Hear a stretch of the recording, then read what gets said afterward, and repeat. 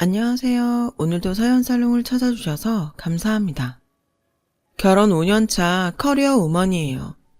고독은 산중에 있는 게 아니라 거리에 있다고 하잖아요. 저처럼 가족이 없이 자란 사람들은 이 말에 공감할 거예요. 살면서 매 순간 가족을 그리워하며 살지는 않지만 명절이나 크리스마스 때 가족들에 둘러싸인 주변 사람들을 보며 그제야 내가 혼자라는 사실을 인지하게 되니까요. 저 역시 그랬어요. 그런데 결혼해서 말도 많고 탈도 많은 시댁 식구들과 북적이며 살다 보니 외톨이였던 시절로 다시 돌아가고 싶지 않더라고요. 그래서 난생 처음 용기라는 걸 내보기로 했어요. 나를 가족으로 받아준 사람들을 위해 지금의 가정을 지키려고 말이죠. 저에게는 어린 시절 기억이라고 할 것도 변변이 없어요. 공원에서 부모 손에 버려진 저를 근처에서 풍선 팔던 아저씨가 발견해 인근 파출소에 데려다 주었고 이후엔 시설에 들어가게 되었다는 얘기만 들었을 뿐이니까요. 부모한테 버려진 충격이 커서 그랬는지 저는 시설에 들어간 지 얼마 안 돼서 심한 열병을 앓았대요. 그 탓에 7살 이전의 기억은 없어요. 차라리 다행인지도 모르죠. 자기 자식을 버릴 정도의 부모 밑에서 자란 어린 시절이 좋아봐야 얼마나 좋겠어요. 모르는 게 약이라고 차라리 기억이 없으니 그리워할 시절도 없어서 오히려 나았어요. 하지만 그런 저에게도 잊지 못할 사람이 하나 있어요. 공원에서 비를 맞고 울고 있는 저를 발견해 근처 파출소에 데려다 주었던 풍선장수 아저씨예요. 솔직히 풍선장수 아저씨가 저를 파출소에 데려다 주었던 기억은 안 나요. 다만 제가 시설에서 지내는 동안 풍선장수 아저씨가 종종 찾아와서 그때의 일을 들려줘서 알게 된 거죠.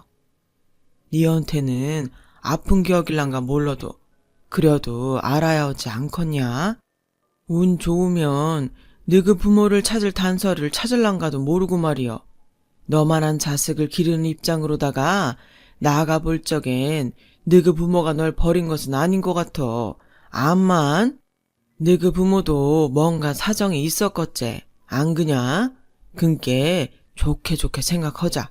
모르긴 해도 너그 부모도 시방 전국 팔도를 돔시롱 너 찾느라고 눈알이 빠질 것인께.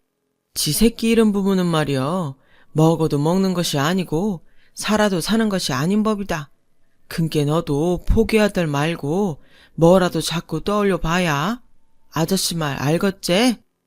투박한 말투였지만 아저씨의 말 속에는 제가 부모님을 찾길 바라는 진심이 고스란히 들어있었어요. 그리고 그 마음은 저에게도 온전히 전해졌고요. 아저씨는 종종 시설에 찾아와 저와 아이들한테 풍선을 나눠주셨어요. 길쭉한 막대 풍선을 이리저리 돌리고 조여서 푸드리며 칼을 만들어주셨죠. 그래서 아이들도 아저씨를 좋아했어요. 아저씨 팔뚝에 진하게 그려진 호랑이 문신을 보기 전까지는요. 풍선을 얻으려고 아저씨 꽁무니만 졸졸 따라다니던 아이들은 아저씨랑 눈이라도 마주칠세라 꼭꼭 숨었죠. 여전히 아저씨 옆을 지키는 건 오직 저뿐이었어요. 어른도 넘어짐시롱 크고 그란다. 이 호랭이는 나가 철없을 적에 하도 속이 미친년 꽃다발맹크로 발광을 해서 정신 좀 차리려고 그려 넣은 것이여. 처음엔 괜히만 하던 것이 살이 쪄서 그런가 시방은 백두산 호랑이 맹크로 커불었지 뭐냐. 아가, 너도 이 호랭이가 무섭냐? 아저씨는 시험지 채점을 앞둔 아이처럼 걱정스러운 눈빛으로 저를 바라보았어요. 저는 대답 대신 호랑이 문신에 일회용 반창고를 붙여주었죠. 이러면 안 무서울 거예요. 아저씨는 한참 동안 반창고를 내려다보시다가 저를 안아주셨어요. 아저씨 어깨가 들썩이고 흐느끼는 소리가 들렸지만 저는 모른 척 했죠. 왠지 그래야 할 것 같았거든요. 그날 이후 풍선장수 아저씨는 더 이상 보육원에 오지 않았어요. 그렇게 시간이 흘렀고 9살이던 저는 중학교에 들어갈 나이가 되었어요.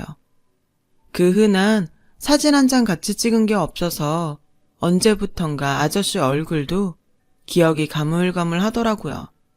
기억나는 건 아저씨 팔뚝에 그려진 호랑이 문신뿐이었어요. 사춘기에 접어선 저는 보육원에서도 학교에서도 말수가 많이 줄었어요. 늘 있는 듯 없는 듯 조용히 지냈죠. 내게는 나를 지켜줄 사람이 없다는 걸 일찌감치 깨달았던 탓일 거예요. 내일 학교로 부모님 모셔와. 부모 없는 아이들에게 이 말처럼 무서운 말도 없거든요. 그러니 그런 소리를 듣기 전에 알아서 빌미를 안 만드는 게 최선이다 생각했죠. 며느리 시집살이 하는 심정으로 보고도 안 본 척, 들었어도 안 들은 척, 괜히 남의 일에 나서지 않고 몸살이며 숨죽이듯 그렇게 살았어요. 그러다 보니 별명이 투명인간이 됐고요. 주변에 누가 잘못을 했든 억울한 누명을 썼든 눈을 감고 귀를 닫고 산 탓에 저에게는 친구가 하나도 없었어요. 당연하죠. 그렇게 의리 없는 애랑은 나라도 친구하기 싫으니까요. 같이 놀 친구도 없으니 남는 시간엔 공부를 하거나 책을 읽었어요. 학교 도서관은 그런 저의 아지트였죠. 오래된 책에서 풍기는 쿰쿰한 책곰팡이 냄새가 전 그렇게 좋더라고요. 그러다 내친 김에 도서관에 있는 모든 책에 제 이름이 적힌 대출카드를 남기고 싶다는 생각을 하게 됐어요. 스스로 내기를 하듯 책을 읽다 보니 텅 빈 것 같았던 내 마음이 조금씩 채워져 가기 시작했고요. 하지만 졸업식까지도 학교 도서관에 있는 모든 책을 읽지는 못했어요. 생각보다 책이 많더라고요. 고3이 되고는 수능 준비로 바빠서 좀처럼 책을 읽을 시간도 없었고요. 하지만 꾸준한 독서 덕분에 고액의 논술학원에 다니지 않았음에도 저는 논술평가에서 1등을 할 수 있었어요. 당시 대입시험은 논술시험 성적이 당락을 좌우할 정도로 높은 비중을 차지하고 있었는데 그런 점에서 저는 대학 입시에 유리한 상황이었죠. 모의고사 성적과 내신 성적이 꽤 좋기도 했고요. 하지만 문제는 돈이었어요.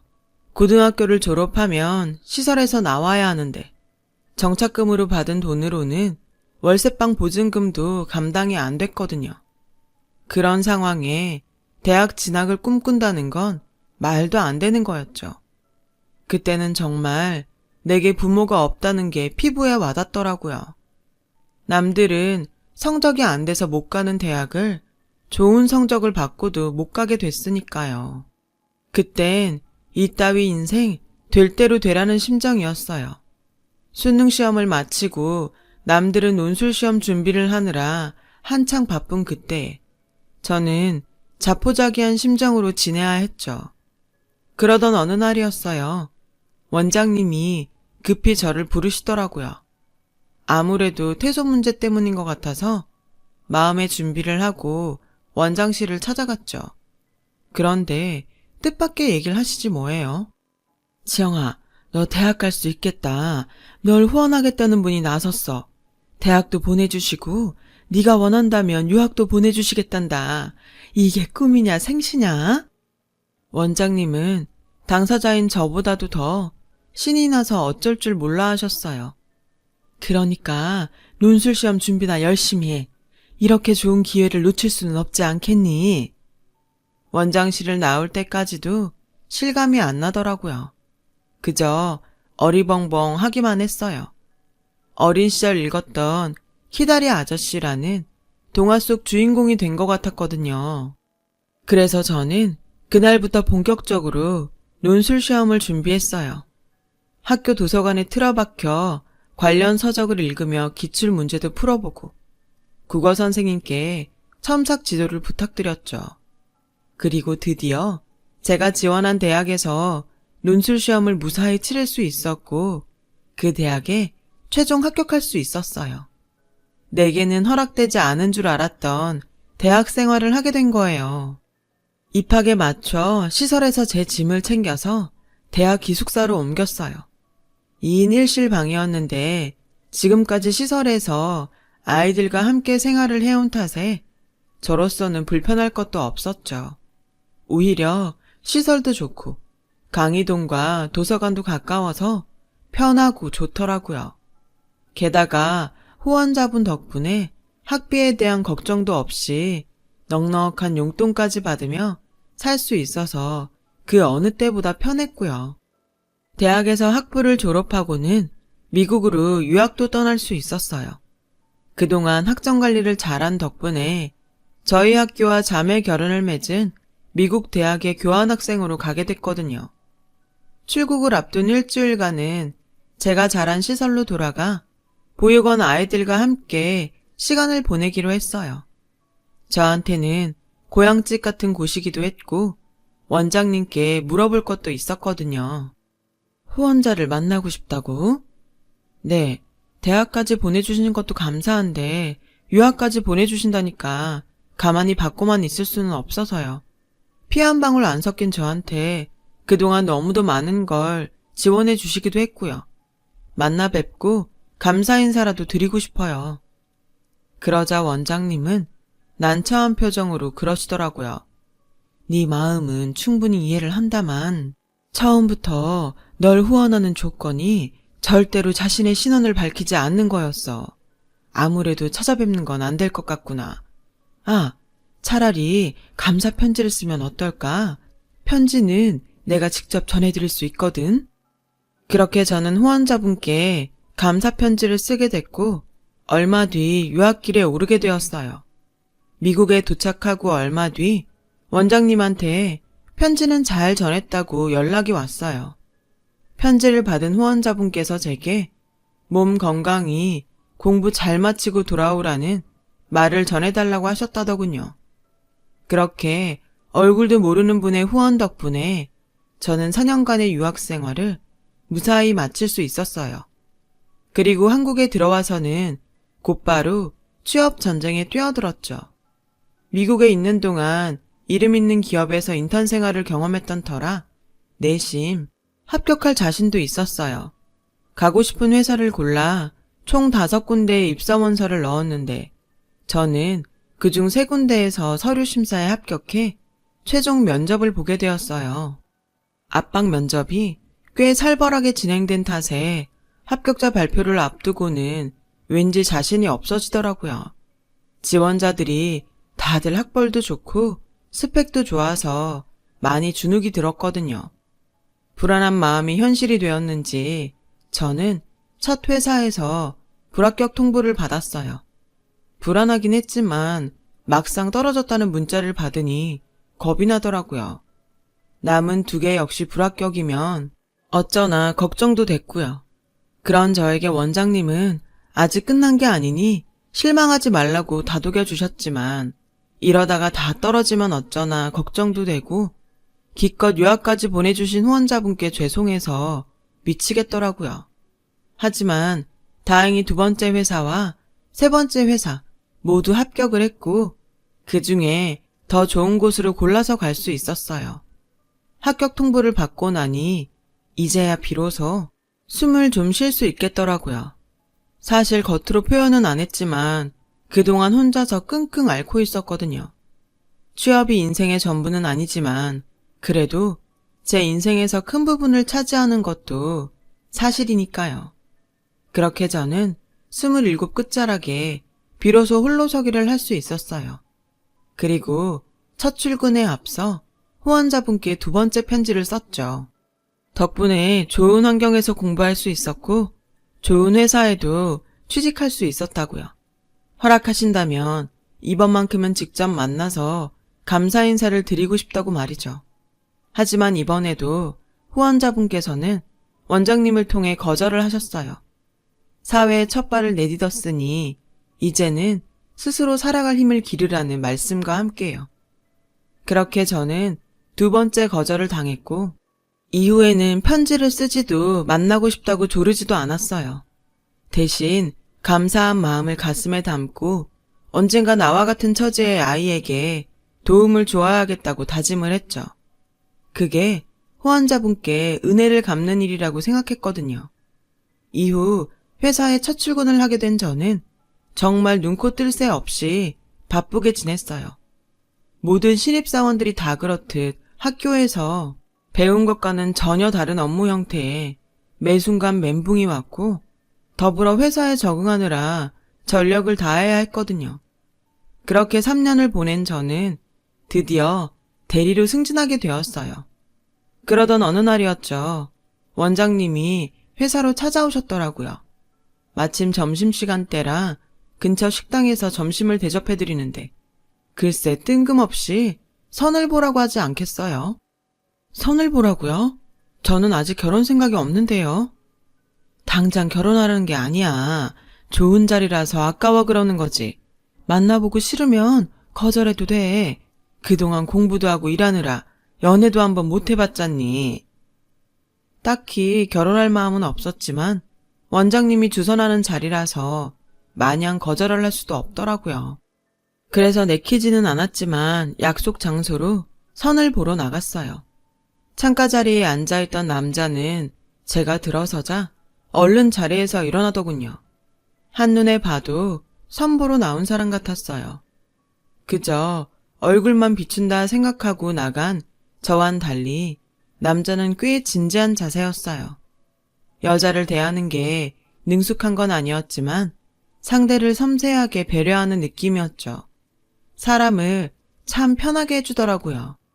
덕분에 얘기를 나누기 편했어요. 물론 원장님과 상대편 부모의 배려로 당사자 둘만 만난 자리라서 더 그랬는지 모르겠지만요. 알고 보니 저와는 대학 동문이더라고요. 컴퓨터 공학과를 졸업하고 현재는 프로그래머로 일하고 있다고 했어요. 어릴 때 부모님이 맞벌이를 하셔서 주로 혼자 지내는 시간이 많았어요.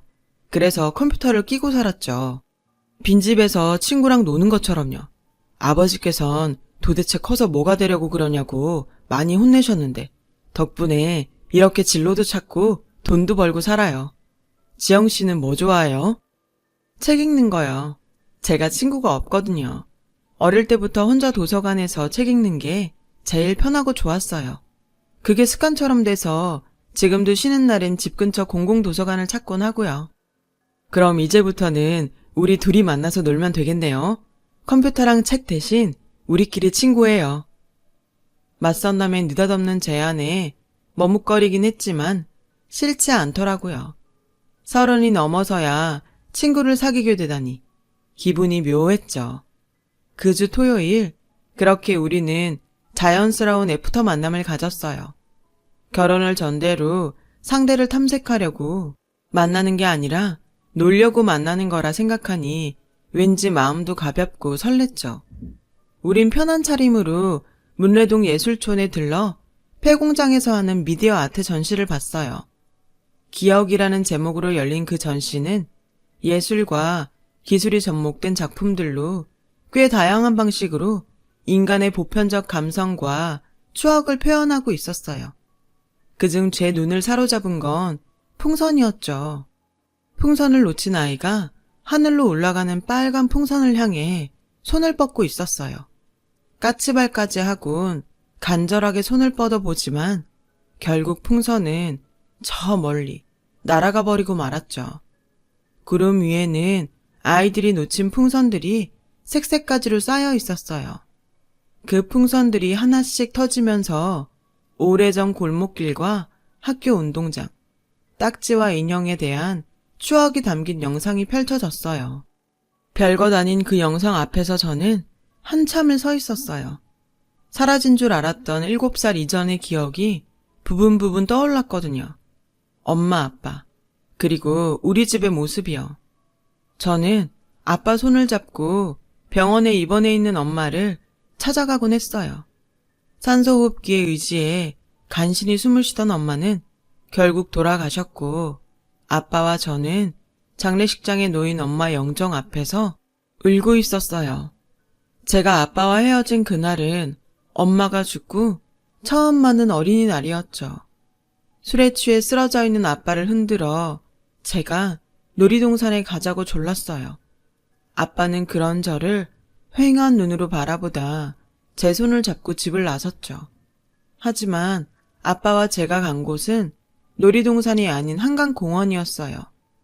저는 벤치에 앉아 음료수를 사러 간 아빠를 기다렸지만 아빠는 오지 않았고 갑자기 내린 비에 돗자리를 깔고 잔디밭에 앉아 놀던 가족 단위 사람들은 서둘러 자리를 떠나버렸죠.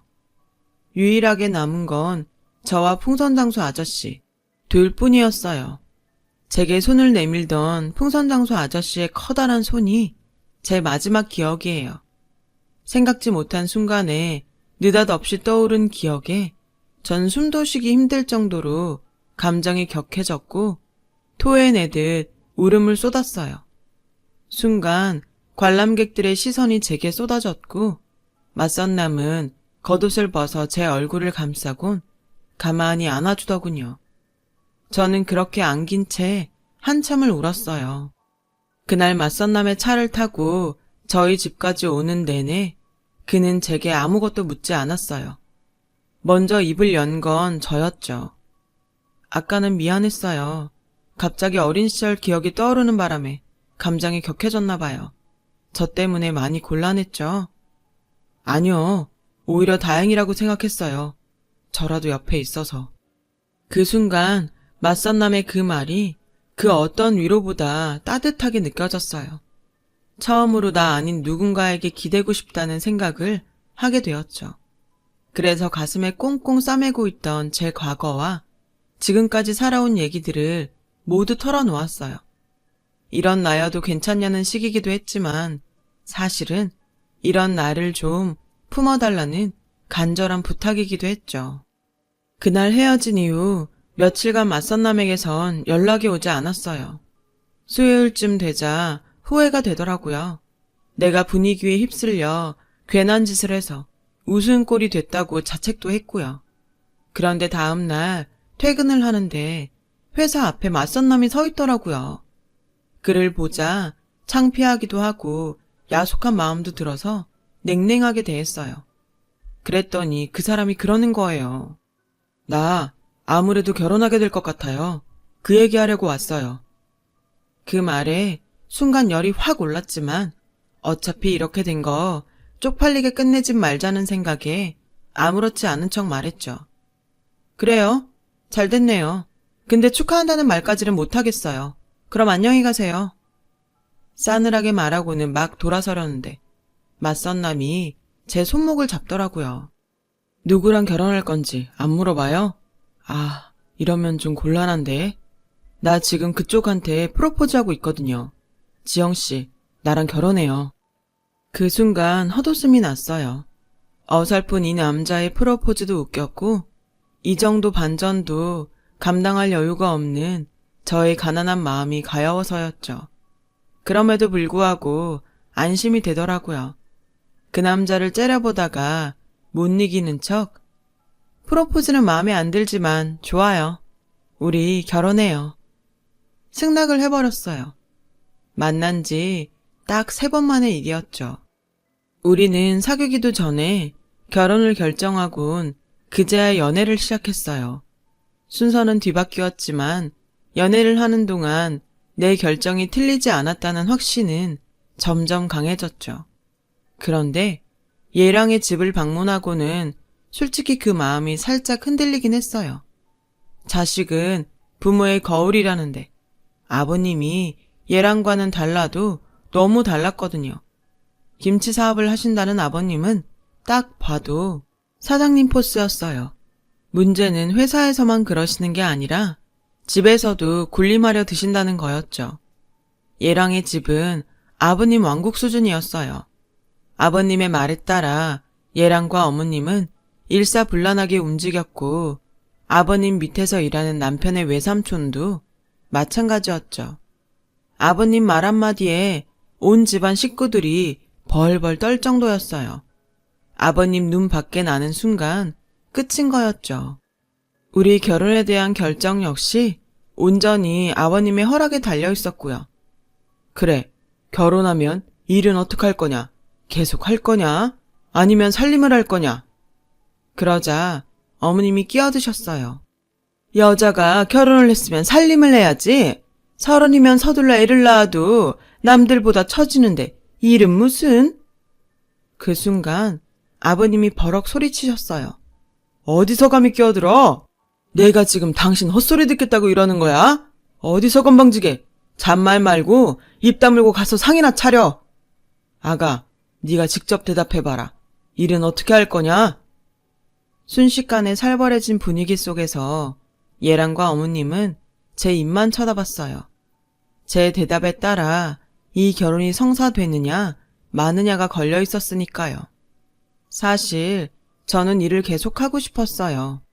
하지만 가부장적인 아버님 성격상 제가 일을 택하면 싫어하실 게 뻔했죠. 그렇다고 어렵게 들어간 회사를 포기하기도 그렇고 정말 그 짧은 순간에 많은 생각이 들더라고요. 저는 일을 계속하고 싶습니다.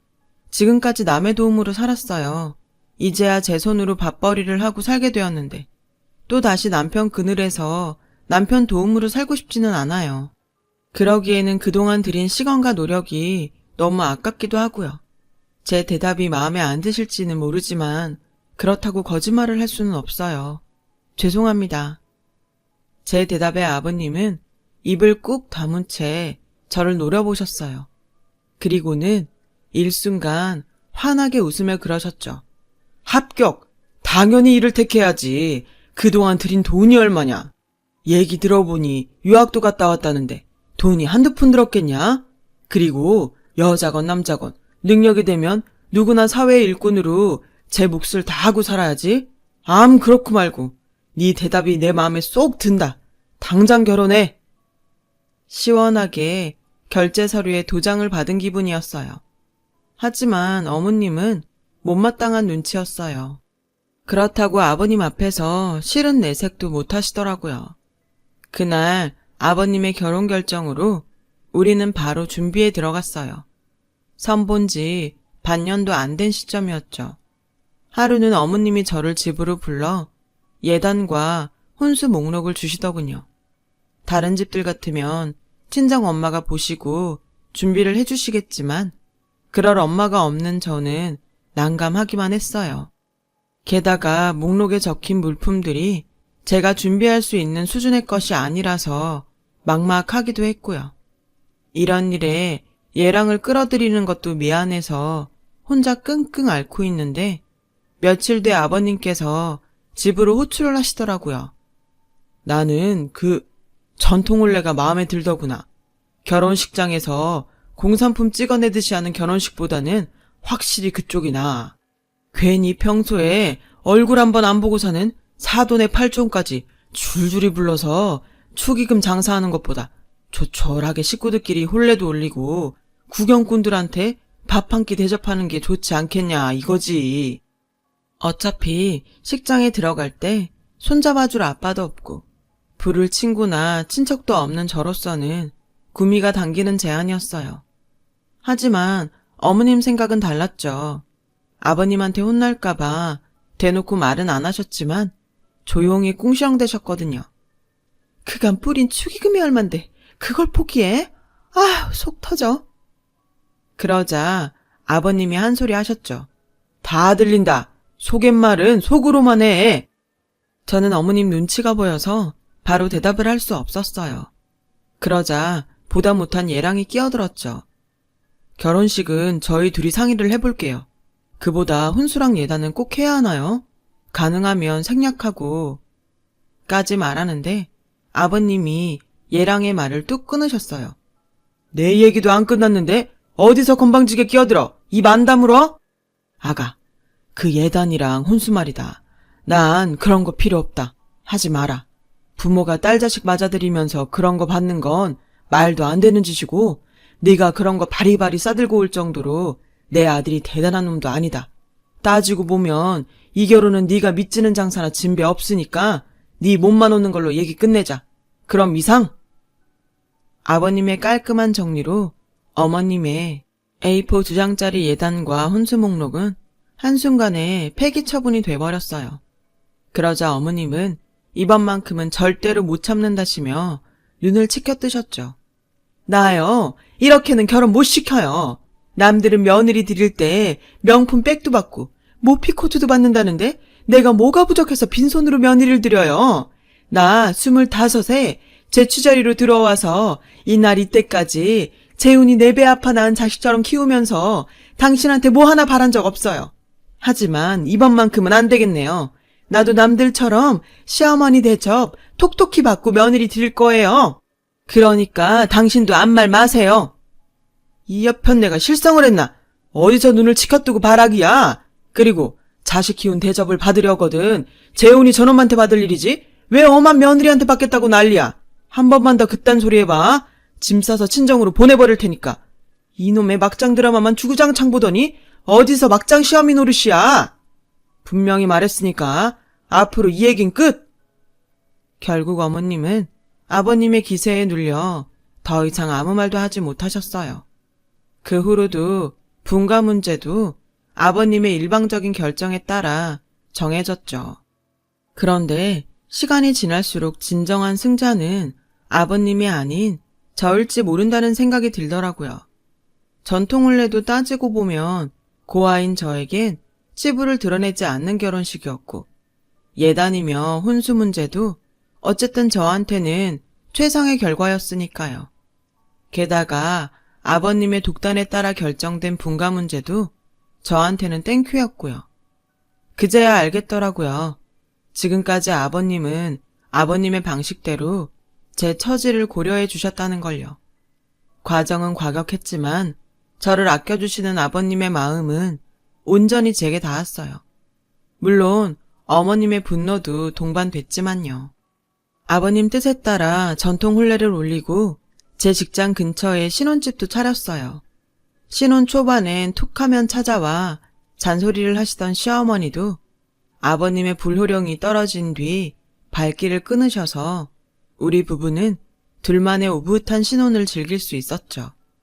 그렇게 결혼하고 1년쯤 되었을 무렵 청천벽력 같은 소식이 들렸어요. 아버님이 뇌경색으로 쓰러지셔서 반신불수가 되신 거예요. 거기에 언어장애까지 생겨서 말씀도 제대로 하지 못하게 되셨죠. 그 당당하고 호탕하시던 아버님은 이전과는 전혀 다른 모습으로 변하셨고 그동안 아버님한테 눌려 살던 어머님은 뒤늦게 제 세상을 찾으셨어요.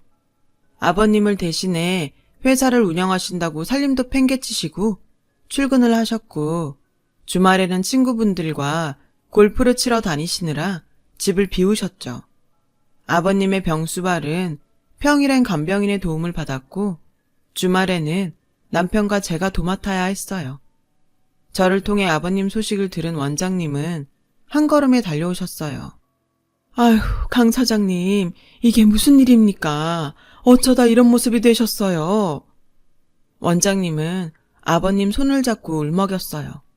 그러자 아버님도 눈물을 흘리시며 뭔가 말씀하시라고 하시더군요. 하지만 마음처럼 말이 나오지 않았고 답답한 마음에 멀쩡한 왼주먹만 움켜쥐실 뿐이었죠. 그 손을 보자 불현듯 종이에 쓰시면 되겠다는 생각이 들어 아버님 왼손에 펜을 들려드리고 메모지를 대드렸어요. 메모지에는 삐뚤거리는 글씨로 이렇게 적혀 있었죠. 나에 대해 아무 말도 하지 말아주세요. 원장님은 몇 번이나 알겠다고 약속을 하시고는 돌아가셨어요. 긴 병에 효자 없다고 아버님의 병수발이 1년 넘게 이어지자 저도 남편도 조금씩 지쳐갔어요. 주말 이틀을 꼬박 아버님을 간병하고 돌아와 쉬는 날도 없이 직장 생활까지 병행을 해야 했으니까요. 그러는 와중에도 어머님은 아버님 병수발은 나몰라라 하셨어요. 늘 회사 일로 바쁘시다며 아침 일찍 나가서 밤 늦게야 들어오셨죠.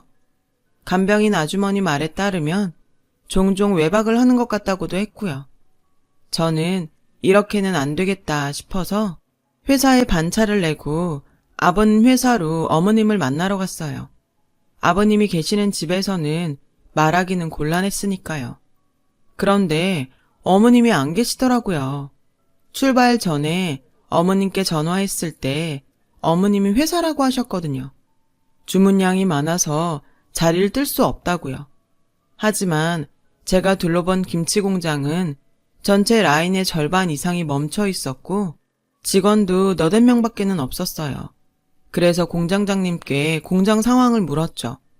큰 사장님 쓰러지시고 사모님이랑 사모님 남동생이 다 말아 드셨어요. 매출이 좋은데도 직원들 월급도 밀리고 대금 결제도 안 해주니까 어쩌겠어요.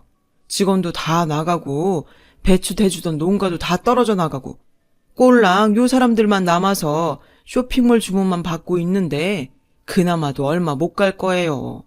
큰 사장님 계실 땐 비싸도 고춧가루며 마늘 생강까지 다 국산으로 했는데 원가 아낀다고 사모님이 중국산으로 돌려버린 탓에 단골 다 떨어졌거든요. 벌써 몇 달째 회사에도 잘 안 나와요. 충격 그 자체였어요. 공장 상황이 이런데도 어머님은 그동안 명품백에 구두, 심지어 차까지 바꾸고 온갖 사치를 다 부리셨거든요. 툭하면 사업하려면 가꿔야 한다고 말씀하시길래 그런가 보다 했는데 완전히 뒤통수를 맞은 거죠. 평소 성격대로라면 남이야 어떻게 되든 손 놓고 뒤로 물러서서 있을 저였지만 남편과 아버님을 생각하니 도저히 그냥은 못 있겠더라고요. 그래서 난생 처음 남의 일에 참견을 하기로 했어요.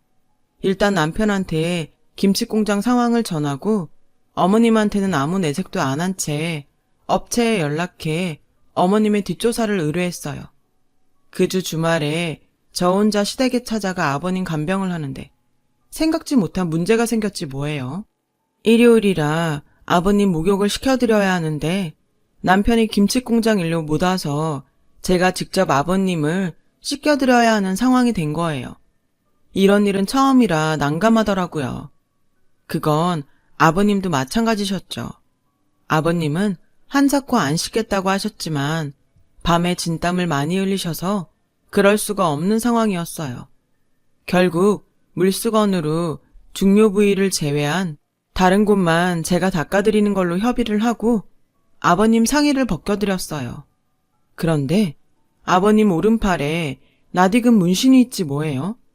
풍선장소 아저씨의 호랑이 문신이요. 문신을 보고 놀라자 아버님은 서둘러 왼손으로 문신을 가리셨어요.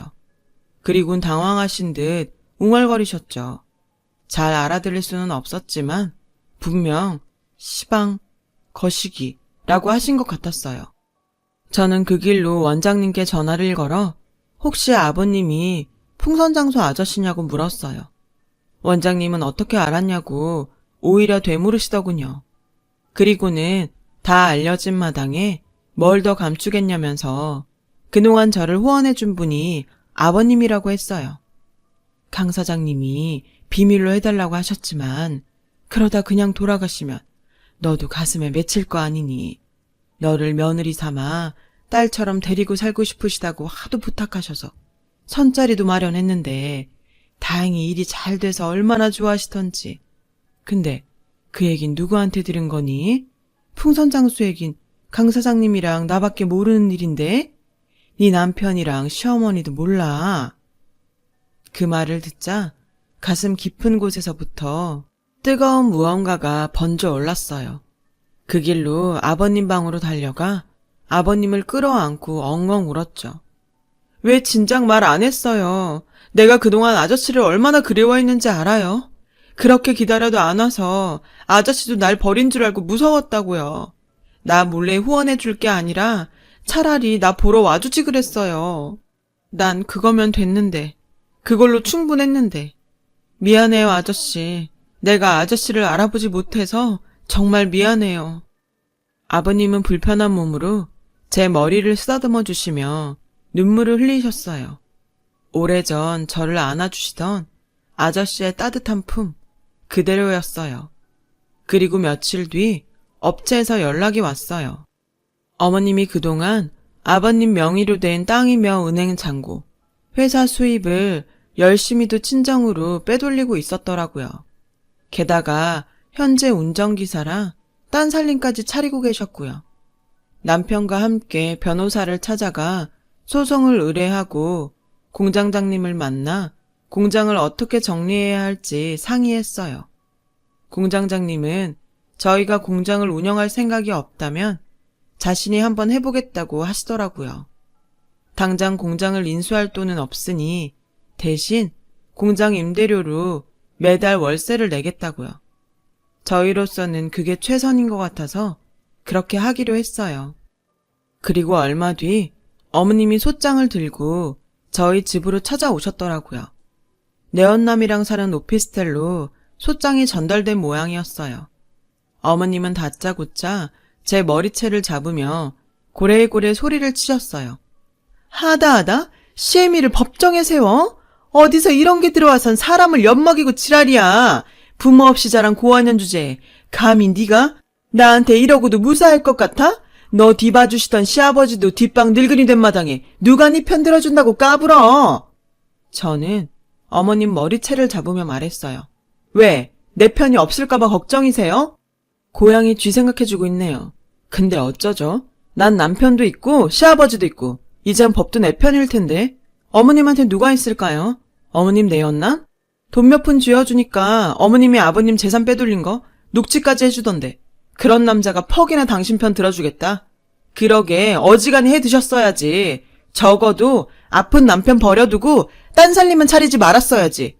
인간 말종 같은 짓 혼자 다 해놓고 인간 대접 받길 원했어요? 어림없으니까 꿈도 꾸지 마세요. 내가 당신 지옥불에 던져줄 테니까. 전 시어머니를 현관 밖으로 밀어버리고 문을 닫았어요. 한참을 배를 누르며 문을 두드리던 시어머니는 얼마 안 가 돌아갔어요. 문 밖에서 하는 통화 소리를 들어보니 내연남과 싸우는 것 같더라고요. 그러게 믿을 사람을 믿었어야죠. 돈으로 맺어진 남녀 관계는 결국 돈으로 끝난다는 걸 어머님이 너무 늦게 한 거죠. 결국 얼마 뒤 어머님은 구속이 되었고 어머님이 친정으로 빼돌린 재산과 그 가족들이 착복한 돈은 바로 돌려받았어요. 하지만 이미 많은 돈을 써버린 탓에 받은 돈은 재산 중 일부에 불과했죠. 그래서 돌려받지 못한 돈은 소송을 통해 분할 상환 받기로 했어요. 물론 그 돈을 다 받지는 못하겠지만 어머님과 그 가족들한테 평생 고통을 주기 위해서 그렇게 했어요. 그리고 저희 부부는 본가로 들어왔어요. 아버님 곁에서 사는 게 간병을 하기도 편하고 무엇보다 마음이 편해서요. 그리고 긴 병에 지치지 않도록 따로 주말 간병인도 두었어요. 우리 부부가 지치지 않아야 아버님도 오래 모실 수 있을 것 같아서요. 아버님이 메모로 지시한 사항이기도 했고요. 간병인 하나 더. 이렇게요.